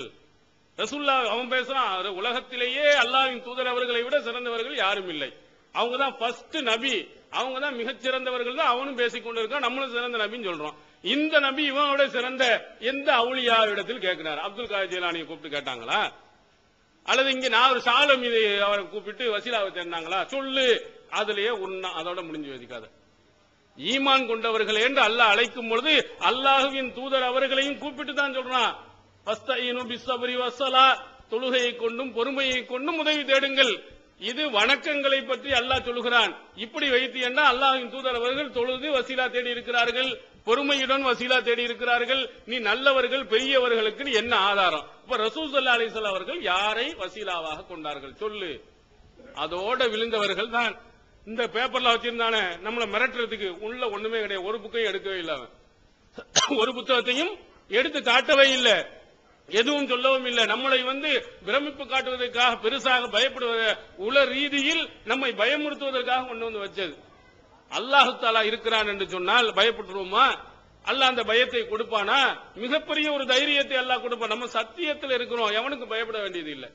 300 பேரும் 1000 பேர்கள் பதில் போர்க்களத்தில் எதிரிகளா வரும் பொழுது 300 நபர்களாக இருந்தவர்கள்ட்ட தைரியத்தை அல்லாஹ் கொடுக்கலையா? சத்தியம் இருந்தால் அல்லாஹ் தைரியத்தை கொடுப்பான், அந்த சத்தியத்தை நிலவர செய்வான். அதற்கு சான்றாகத்தான் நம்ம என்ன செய்ய முடிகிறது இந்த காரியங்கள். அந்த இதுல கோட்டார் என்ற பகுதியில் நடந்த அந்த விவாதம் தௌஹீதினுடைய தமிழக தௌஹீதின் எழுச்சிக்கு ஒரு மைல்கல்லாக இருந்துச்சு. அதிலிருந்து தௌஹீத் என்ன செய்தது, விரைவாக எல்லா மக்களிடத்திலையும் என்ன செய்யறது, பரவ தோண்டியது. விரைவாக மக்களிடத்தில் எல்லாத்தையும் கொண்டு போனுச்சு. இதே மாதிரி இன்னொரு காயல்பட்டினம் உங்களுக்கு எல்லாம் தெரியும், இங்க இலங்கையோடு ஒரு நெருங்கிய உள்ளதுதான் காயல்பட்டினம், தூத்துக்குடி மாவட்டத்தில் காயல்பட்டினத்துல. அங்க சிறுக்கினுடைய கேந்திரம் என்ன செய்வான், யா மைதீன் சொல்லிட்டு 1000 தடவை என்ன செய்வான், அழைச்சிக்கிட்டே இருப்பான். அப்துல் காதர் ஜீலானி 1000 தடவை அழைத்தால் என்ன செஞ்சிருவாரு, அப்துல் காதர் ஜீலானி வந்துருவாரு. யாக்குத்துபாவில் எழுதி வச்சிருக்கிறான், யுனாதி இஸ்மி அல்ஃபம்பி கல்வத்திஹி, யாரு என்னை தனிமையில் இருந்து கொண்டு 1000 தடவை அழைக்கிறாரோ, என்ன இறைவன் என்ன வரணும்னு நினைக்கிறாரோ, உறுதியா கேட்கிறாரோ, அவருக்கு நான் உடனே இருட்டு திக்கிறேன்னு வச்சு செஞ்சுட்டு இருந்தான். என்ன செய்வாங்க, அங்க லைட்டை பூரா ஆஃப் பண்ணிடுவாங்க. லைட் வைத்து கொண்டு திக்ரு செய்யறது இல்ல. அப்துல் காதர் ஜீலானியை அழைச்சிக்கிட்டே இருக்கிறது. திடீர்னு என்ன ஒரு மாவு மாதிரி அங்க மாவு வச்சிருப்பாங்க, மைதா மாவோ ஏதோ ஒரு மாவு. திடீர்னு இங்க இருந்து எவனோ ஒருத்தன் வந்து நறுக்குன்னு மீச்சிட்டு போயிடுவான். போன உடனே பிறகு கொஞ்ச நேரத்தில் லைட்டை போட்டு காட்ட மத்தியில அப்துல் காதர் ஜீலானி வந்துட்டு போயிட்டாங்க அப்படின்னு காலடி தளத்தை காட்டுவாங்க. ஏன் அவருக்கு என்ன பயமோ தெரியல, பகல் நேரத்தில் வரமாட்டாரோ என்னமோ தெரியல அப்துல் காதர் ஜீலானி. அவன் இருட்டுல வச்சுக்கிட்டு மாவுளை மீச்சிட்டு வந்து இப்படி கதையை விட்டுக்கிட்டு அல்லாஹுவை அழைப்பதற்கு பதிலாக யாரை அழைத்துக் கொண்டிருந்தான்னு அப்துல் காதர் ஜீலானி அழைச்சிட்டான். தைரியம் இருக்கா, உறுதி இருக்குதா, முபாஹலாவுக்கு தயாரா, இந்த கொள்கை தான் சத்தியம். அங்க இருக்கக்கூடிய அப்துல் ஜலீல் என்று சொல்லக்கூடிய ஒருத்த வந்து பகிரங்கமா முபாஹலா, குடும்பத்தினெல்லாம் கூட்டிட்டு வா, என் குடும்பத்தினரை நான் கூட்டிட்டு வர்றேன். கூட்டிக்கிட்டு வந்தவுடன் ரெண்டு பேரும் அல்லாஹ்விட்ட சாபத்தை சொல்லுவான், என் கொள்கை தப்பு இருந்தா யா அல்லாஹ் என் குடும்பத்தை எல்லாத்தையும் நீ அழிச்சிரு அப்படின்னு துவா செய்வோம். வா கூட்டிட்டு வா பார்க்கலான்னு கூப்பிட்டாங்க. நிறைய தௌஹீத்வாதிகளுக்கு பயம், இப்படி ஒரு சாபக்கேடு நம்ம சொல்றதா போறதா அப்படின்னு இருக்கிற நேரத்தில் தௌஹீதினுடைய ஆரம்ப காலத்தில் பி ஜெயின்லாதீன் அவர்கள் நான் தயார் அப்படின்னு சொன்னார். இது என்ன பெரிய இதாடா, இதை வச்சு பூச்சாண்டி காட்டிட்டு இருக்கிற முபாஹலாக்கு நாங்கள் தயார், எப்ப வேணாலும் வர்றோம் அப்படின்னு சொல்லியாச்சு. சொன்ன உடனேயே பாத்துக்கிட்டு ஆஹா இப்படி ஒருத்தன் வந்துட்டானே, நம்ம இந்த பூச்சாண்டிக்கு ஆகா ஒரு மருந்து இதா மாதிரி ஆகும் மாதிரி இருக்குதே அப்படின்னு இழுத்துக்கிட்டே எப்போன்னு இழுத்துக்கிட்டே இருந்தான். இழுத்துக்கிட்டே இருந்து டக்குன்னு அவருக்கு அவங்க மனைவிக்கு கர்ப்பமா இருக்கிறாங்க. குழந்தை பிறந்த 4வது நாள் டயத்தை சொல்லிட்டு இன்றைக்கு வாண்டான். ஏன்னா பிள்ளைய தூக்கிட்டு வரணுமா, வரமாட்டாங்க. ஏன்னா தொண்டில இருந்து அங்க வரணும் ஒரு 5 மணி நேரத்துக்கு மேல ரோடு எல்லாம் படுமோசமா இருக்கும், அதுல எப்படி வர போறாங்க, என்ன நம்ம வரலன்னு தப்பிச்சுக்கலாம், வா 4வது குழந்தை பிறந்த விஷயத்தை கேள்விப்பட்டு 4வது முபாஹலாக்கு தயார். அப்போ சத்தியத்தில் இருக்கக்கூடியவர்களுக்கு அல்லாஹ்வுடைய மிகப்பெரிய உதவி இருக்குன்னு அந்த 4வது நாள்லயே குழந்தையை தூக்கிட்டு கொண்டு வந்து அங்கே முபாஹலா செய்தார். அவர் என்னடா பூச்சாண்டிய காட்டுற, நீ அசத்திய குழுவில் இருக்கிற உனக்கு இவ்வளவு தைரியம் இருக்கும் என்று சொன்னால் சத்தியத்தில் இருக்கக்கூடியவங்களுக்கு என்னடா எங்களுக்கு தைரியம் இல்லையா, பாப்பம் சொல்லிட்டு கை குழந்தையோட 4 நாள் குழந்தையோட கொண்டு வந்து முபாஹலா அங்க செய்து இன்று செத்து போய் கிடக்கிறது அந்த கொள்கை. அல்லாஹ் மிகப்பெரிய ஒரு வெற்றியை காட்டினா. இப்ப முபாஹலான்னு வாயை திறப்பானா? இந்த கொள்கையை இப்போ அவனால பெருசா சொல்ல முடிந்ததா? எங்கேயோ ஒரு மூலையில் இருந்து கொண்டு இருக்கா. நீங்க காயல்பட்டின பார்த்தா ஒரு காலத்தை ஜே இருந்த அந்த கொள்கை அப்படியே மலிந்து அதில் இருந்த கொள்கையில் உள்ளவர்கள் எல்லாம் இங்கே வந்தார்கள், தௌஹீதுக்கு வந்தார்கள். தௌஹீது கொள்கையில் இன்னும் இருந்து கொண்டு இருக்கிறார்கள். மிகப்பெரிய ஒரு கோட்டையா அங்கு இருக்கிறது. சிறுக்கு அனைத்தும் ஒளிந்து போகக்கூடிய ஒரு சூழ்நிலையை அல்லாஹ் தஆலா கொடுத்தான். இப்படி மிரட்டும், ஆஹா இப்படி செஞ்சு பார்க்கலாம், அப்படி செஞ்சு அசத்திய கொள்கையில் உள்ளவர்கள் அப்படி பிரம்மாண்டமான ஒரு இதை காட்டுவார்கள். ஒரு சாதாரண விஷயம் முபாஹலா செய்ய பார்ப்போம், ஒன்னும் ஆகல. அவனுடைய கொள்கையை அல்லாஹ் தஆலா அழித்து காட்டி இருக்கிறான். இதே மாதிரி எத்தனை விஷயங்களில் இந்த தௌஹீது கொள்கை போய் மிரட்டி உருட்டி அடிக்கப்பட்டவர்கள் தௌஹீது இன்று வளர்ந்துதான் இருக்கிறது. இதே மாதிரி அன்றைய காலத்தில் காதியானிகள் உங்களுக்கு தெரியும், இங்க கூட அங்கங்கே கொஞ்சம் கொஞ்சம் இருக்கிறார்கள் போல. அங்க இருக்கிறாங்க காதியானிகள் யாருன்னா மிர்சா குலாம் அகமது என்று நான் சொன்னேனே முன்னால். காதியான் என்று பஞ்சாப் மாநில இந்தியாவும் பாகிஸ்தானும் சேர்ந்து இருந்த நேரத்தில் பஞ்சாப்ல காதியான் என்ற ஊர்ல வந்து 1800 சில்லறையில பிறந்தவன் அந்த மிர்சா குலாம் என்பவன். இந்த மிர்சா குலாம் என்பவன் தன்னை நபி என்றும் ரசூல் ஸல்லல்லாஹு அலைஹி வஸல்லம் இறுதி தூதுவர் இல்ல, இதற்கு பின்னால் இறை தூதர் வருவாரு, நான் தான் மஹதி அப்படின்னு சொல்லிட்டு நிறைய பொய்களையும் புரட்டுகளையும் என்ன செஞ்சிருக்கான், நிறைய சொன்னான். இவங்களும் என்ன செஞ்சாங்க, விவாதத்துக்கு தயாரான்னு கோவை மாவட்டங்கள் பகுதியில் மேலப்பாளையங்கள்ல ஆங்காங்க கொஞ்சம் பேர் நின்றுகிட்டு இருந்தாங்க. பெரிய சவால் விட்டாங்க, வா தயார். அவனுடைய கொள்கை என்ன, ஈசா நபி அலைஹிஸ்ஸலாம் இறந்து போயிட்டாங்க, இது ஒரு கொள்கை. அதே மாதிரி இறுதி நபி ரசூல் ஸல்லல்லாஹு அலைஹி வஸல்லம் கிடையாது, இன்னொரு நபியும் என்ன செஞ்சிருக்காங்க இருக்கிறாங்க, மஹதியா இருக்கக்கூடிய. அதே மாதிரி மிர்சா குலாம் என்பவர் நபி, ரசூலுல்லாஹ் இறுதி நபி இல்ல, மிர்சா குலாம்ங்கிற அவர் நபி. அதே மாதிரி ஈசா நபி இறந்து போயிட்டாங்க. இதைத்தான் பேசுவான். ஈசா நபியை முதல்ல மூத்தாக்குறதுக்கு தான் முதல்ல வருவான். எந்த பேச்சுக்கும் பேச மாட்டீங்க. பேசுனீங்கன்னு சொன்னா ஈசா நபி உயிரோட இருக்காரா இல்லையா அதான் பேசவும் நிற்பான். ஏன் அதான் மூத்தாக்க வர்றான்னு சொன்னா, ஈசா நபியை பற்றி வரக்கூடிய செய்திகள் எல்லாம் எடுத்து வந்து அதான் நான் அப்படின்னு சொல்றதுக்காக. யாரு, மிர்சா குலாம் தான் அந்த ஈசா நபி, அவர் தான் நபியாக இருக்கிறாரு, இந்த ஹதீஸ்கள் எல்லாம் பின்னாடி வரும் என்று இருக்கிறாரு அப்படின்னு அவன் சொல்லிக்கொண்டு அவன் பூச்சாண்டி வேண்டிதான். 9 நாட்கள் அவனோட விவாதம் செய்து அன்றைய கொள்கையை மௌத்தாக்கி இருக்கிறோம். ஹதீஸ்ல என்னென்ன இருக்கு எடுத்து சொல்லு. நீ பாத்திமாவுடைய வம்சாவளியில் வருவார் அப்படின்னு தானே இருக்கு. நீ உன்னுடைய வம்சாவளி பாத்திமாவுடைய வம்சாவளியில் நீ வந்திருக்கீங்க, அதை நிரூபிக்க முடியுமா, காட்டு. இல்ல, அவனால காட்ட முடியல. ஈசா நபின்னு சொன்னியே, ஈசா இப்னு மரியம் தான் நான் சொன்னியே, நீ மிர்சா குலாம் அகமதுல நீ சொல்ற, உன் பேரு என்ன ஈசாண்டா வைத்துக் கொண்டு இருக்கிற, மிர்சா குலாம் அகமதுல நீ வைத்திருக்கிற, உன் பேரு அகமதுல நீ சொல்லிக் கொண்டு இருக்கிற, இதுக்கு என்ன சம்பந்தம் இருக்கிறது என்று அடுக்கடுக்கான கேள்விகளை அவன் எடுத்து வச்சது இல்லாம, அவன் எவ்வளவு பொய்யும் புரட்டும் அறிவுக்கு பொருத்தம் இல்லாத செய்திகளையும் சொல்லி இருக்கிறான்னு சொல்லிட்டு அவனுடைய நூல்கள்ல 90% அனைத்து உருது மொழியில தான் இருக்கு. அதனால உருது மொழி தெரிந்தவர்களை கொண்டு வந்து அவனுடைய நூல்கள், அவன் எழுதின நூல்கள் வெளியிட மாட்டேங்கிறான்.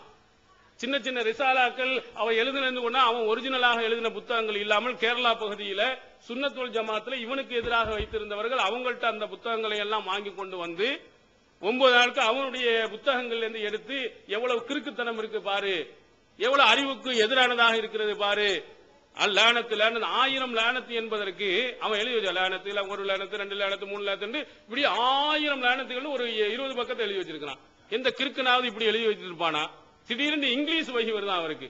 இங்கிலீஷ் வகி வந்தவன அந்த இங்கிலீஷ் வகியில என்னையா கிராமர் மிஸ்டேக் இருக்குன்னு சிலர்கள் வந்து கண்டுபிடிச்சு சொன்னாங்க. இங்கிலீஷ்ல அவங்களுக்கு வகி வருதான். என்னடா இங்கிலீஷ்ல வகி வந்துருச்சு, இதுல வந்து கிராமர் மிஸ்டேக், வகி கொஞ்சம் வேகமா வந்துருச்சு, அதனால தப்பு வந்துருச்சுங்கிறான். கிறுக்கை எப்படி எல்லாம் கிறுக்குத்தனமாக இருந்தாலும் அது அந்த புத்தகத்தை இன்னும் நாங்கள் ஜெராக்ஸ் எடுத்து வச்சிருக்கிறோம். நம்முடைய தௌஹீத் இஸ்லாமிய கல்லூரியில அந்த தலைமையகத்திலையும் என்ன செய்யப்பட்டிருக்கிறது, அதை ஜெராக்ஸ் எடுத்து, ஏன்னா அந்த புத்தகம் வெளியிட மாட்டேங்கிறான். அங்க கேரளாவில் ஒரு சுன்னத்துல் ஜமாத்து பகுதியில் மட்டும்தான் அவனுடைய புத்தகம் ஒரிஜினல் புத்தகம் இருக்கு. அதை பூரா எடுத்து வச்சு இவன் எழுதின கிறிஸ்திய நூஹினுடைய கப்பல், அது என்னமோ ஒரு 2-3 புத்தகங்கள் எழுதி வச்சிருக்கான். நல்ல பெருசா உருதுல எல்லாத்திலையும் எவ்வளவு உளறல்கள் இருக்கிறது. அவன் வந்து நபியே கிடையாது, ஒரு கிறுக்கன் என்பதை வந்து கடைசியில மிர்சா குலாம் நபியா இல்லையான்னு அந்த கடைசியில வந்து நச்சினால அதோட அவன் இல்லாமல் போயிட்டான். அதுவையோட வெற்றி என்னன்னா, நம்மில் இருந்து ஒருத்தன் கூட அங்க போல, அங்கிருந்து என்ன செய்திருக்கிறார்கள், தௌஹீதின் பக்கம் வந்திருக்கிறாங்க.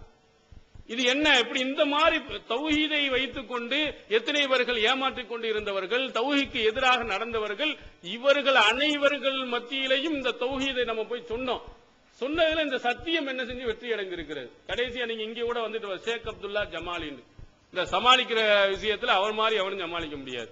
அப்படி என்னது நல்ல சமாளித்துக் கொண்டு குர்ஆன் ஹதீஸோடு சொல்ல நாங்கள் தயார், அதை தயார் அப்படின்னு சொல்லிக் கொண்டு இருந்தான். அப்படி இருந்தவர்கிட்ட கலியக்கா விலையில ஒரு விவாதத்தை நாம ஏற்பாடு செஞ்சு வா தயாராண்டு பேசினதனுடைய வெற்றி என்ன, அந்த கலியக்கா விலையில இருந்து அவனுடைய கொள்கையில் இருந்தவர்கள் தௌஹீதுக்கு வந்தாங்க. அந்த சீதியுடைய இணைப்பிலேயே நம்ம வெளியிட்டு இருக்கிறோம். இவன் பெருசா ஆஹா ஊஹான்னா, அதற்கடுத்து இன்னும் நாங்கள் தயாரா வாரத்துக்கு வரணும். இப்போ சமீபத்தில் அல்லாஹ்விற்கு உருவம் இருக்கிறதா இல்லையா, அவன் என்ன பேசுனா உருவம் இருக்குன்னு சொல்லிட்டா சிலை வணக்க வழிபாடுகள்ல போயிட்டாங்கன்னு நம்ம எல்லாம் ஒண்ணுமே இல்லாமல் ஆக்கிரலான்னு பெரிய அளவுல இது பண்ணிக்கிட்டு வந்தான். கடைசியில பார்த்தால் அவர்களால் பதில் சொல்ல முடியாமல் திணறி போய், எந்த அளவுக்கு சொன்னா அவன் முன்னால் என்ன பேசினா பின்னால் என்ன பேசினா அத்தனையும் கிளிப்பிங் போட்டு வீடியோ காட்சிகளா காட்டணும். பாருங்க உங்கள்கிட்ட இன்ன பேசுறானே அங்க என்ன பேசுறான்னு பாருங்க. வெளியில பேசின உடனே இங்க சொல்ல பயப்படுறான். அவன் எப்படி பண்ணா, அல்லாஹ்வுடைய சக்தி அனைத்தும் ரசூல் ஸல்லல்லாஹு அலைஹி வஸல்லம் அவர்களுக்கு இருக்கிறது. பார்க்கும் கண்ணாக அவுலியாக்களை பற்றி சொல்லும் பொழுது அவுலியாக்கள் எப்படி ஆயிட்டாங்க, அல்லாஹ்வுடைய பார்வையாக, அவுலியாக்களுடைய பார்வை அல்லாஹ்வுடைய பார்வை, அவருடைய பேச்சு அல்லாஹ்வுடைய பேச்சு, அவருடைய கை அல்லாஹ்வுடைய கை அப்படின்னு பேசுவான். இங்க வந்துகிட்டு அப்படி பேச மாட்டான். இல்ல நாங்கள் அல்லாஹ்வுடைய சக்தியை கொடுத்திருக்க, அதை கொடுத்திருக்கான், நீ பேசினி இந்த பாருன்னு அவன் செய்த ஒவ்வொரு முரண்பாடுகளையும் கிளிப்பிங் எடுத்து போட்ட அவனால் திணறி போய் இப்ப ஒண்ணுமே சொல்ல, முந்தைய நேரத்திலேயாவது வெற்றி வெற்றி வெற்றின்னு போவான். எங்க பேசி முடிகிறதுக்கு முன்னாடி என்ன போட்டுருவாங்க, வெற்றி வெற்றி வெற்றி மாநாடு. ஏன்னா தோத்து போயிட்டான்னு வெளியில தெரிஞ்சிடக்கூடாதுங்கிறதுக்காண்டி உடனே வெற்றி மாநாடுன்னு இவ்வளவுவே புகழ் மாலையை போட்டு ஒவ்வொரு ஊரா போய் வெற்றி மாநாடு போட்டுக்கிட்டே இருந்தான். இந்த இதுல அது கூட அவனால சொல்றது கூட நாக்கூசுற அளவுக்கு ஒண்ணுமே இல்லாம போயிட்டான். அவனுடைய வெப்சைட்ல கூட ஒன்னும் பேச முடியாத அளவுக்கு, சொல்ல முடியாத அளவுக்கு ஷேக் அப்துல்லா ஜமாலி .com ஒன்னு வச்சிருக்கான். அதுல நீங்க எடுத்து பாருங்க, ஒண்ணும் இல்ல. பல வீடியோ கிளிப்பிங்க நாங்க அதுல இருந்தா எடுத்தோம்னு நிறைய எடுத்துட்டாங்க. இருந்து நம்ம எடுத்து போட்டு இவனுடைய ஒவ்வொரு முரண்பாடுகளும் எப்படி இருக்குன்னா, இப்போ தமிழகத்துல ஒண்ணுமே இல்ல. ஒரு ரவுண்டு வந்தா அப்படியே போயிட்டு அற்புதமா பேசுறான், அதை பேசுறான். அவன் பேசுறது என்ன தெரியுமா, சிறுக்கு கேலி கூத்துற மாதிரி. உதாரணத்துக்கு நம்ம ஒரு ஹதீஸை சொல்லுவோம், லா தஜ்அல் கபரி ஈதா அப்படின்னு ரசூல் ஸல்லல்லாஹு அலைஹி வஸல்லம், என்னுடைய வணங்கும் இடத்தை பெருநாளாக கொண்டாடாதீர்கள். இதுல நம்ம என்ன வழங்குவோம், மத்த யாருடைய கபரையும் என்ன செய்யக்கூடாது, பெருநாள் மாதிரி கொண்டாடக்கூடாது. விளக்கம் கொடுக்கறாங்க.